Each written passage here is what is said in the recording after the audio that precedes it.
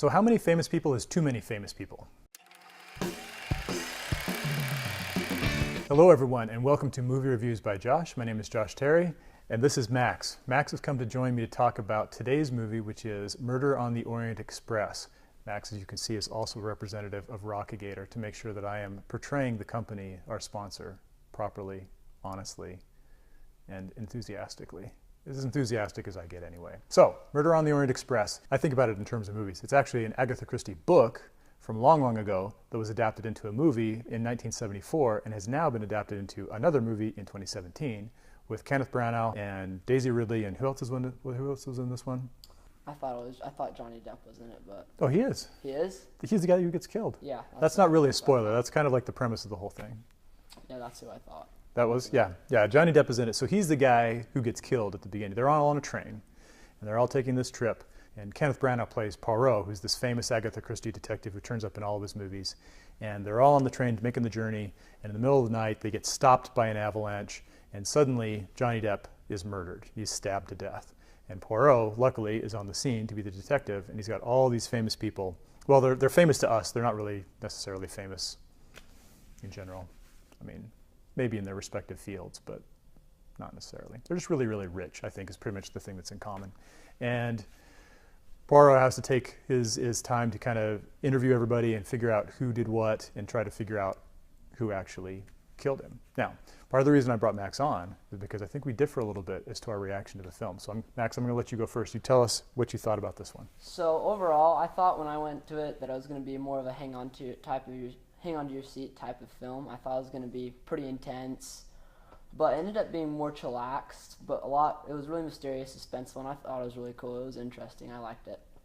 Yeah, I think I kind of got that feeling too, because if you see the 1974 original, it's very much kind of like downbeat and really kind of slow, because it's a murder mystery and people are trying to figure out, like, they're trying to interview all the different people and see, okay, well, recreate the murder and all this kind of thing. But in this one, they're like action sequences, right? Because the train gets stopped on this track and they're looming above this, there's this cliff, and they almost try to make it into an action movie a little bit. And I wonder if that's why you and probably a lot of other people expected this to be a little bit more of an action movie, and it wasn't really, at least my understanding is, it wasn't really meant to be. And so I didn't hate this movie. I really wasn't that impressed with it, because partially I kind of enjoyed the 1974 version better.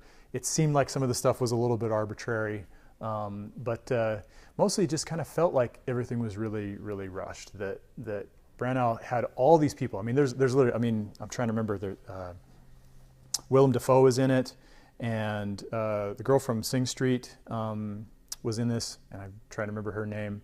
And there's just like a whole bunch of, and Michelle Pfeiffer is one of the main characters. And so there's all these kind of notable people that when you see them introduced on screen, it's like, okay, well, this person's important, and this person's important, and this person's important. And there's so many that it seems like Poirot is really the only character we get to know. And so one of my main complaints was that there was almost just too much going on. And even though the movie is almost 2 hours long, they didn't really get to know the people the way that I think that they should have. Yeah, there was a lot of change going back and forth. A lot of, like you said, a ton of stuff mashed into like a small sequence. Even though it was 2 hours, it was a lot of stuff. Mm-hmm. I mean, you had tons of plot twists, like that Austrian professor being actually a... Spoiler, sorry, but... It's well, we can let that one slide. Yeah, but a lot of just... As long as we don't give away like the main twist, which a lot of people are honestly already going to know going in, I think we're okay. So, yeah. A whole bunch of crazy different stuff. Yeah. Here's a question. Would you go see it again?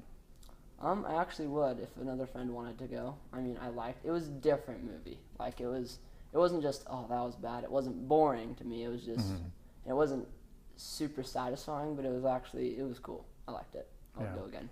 So what would you give it out of 4 stars then? Out of 4 stars, I would give it 3.5. 3.5 out of 4? Seriously? Yeah. Wow. I got to differ with you there. I think I wound up, I can't remember if I did 2 or 2.5, but because it was okay. It was good, but it wasn't 3.5, man. Come on. I think it was 3.5. Okay. Well, what did you think of Murder on the Orient Express? Did you like it? Did you dislike it? Leave your answers in the comments below. And let us know also, did you see the original, the 1974 version, which may not technically be the original, because there might even be more. I don't know how many times they've made this movie, but that's the one I think about. It's got Albert Finney in it, who's in Scrooge. So Merry Christmas. So this has been Movie Reviews by Josh. My name is Josh Terry. Thanks to our special guest and our official Rockagator representative, Max. And be sure to subscribe on your way out, keep notifications on, and check out the Rockagator stuff. See ya.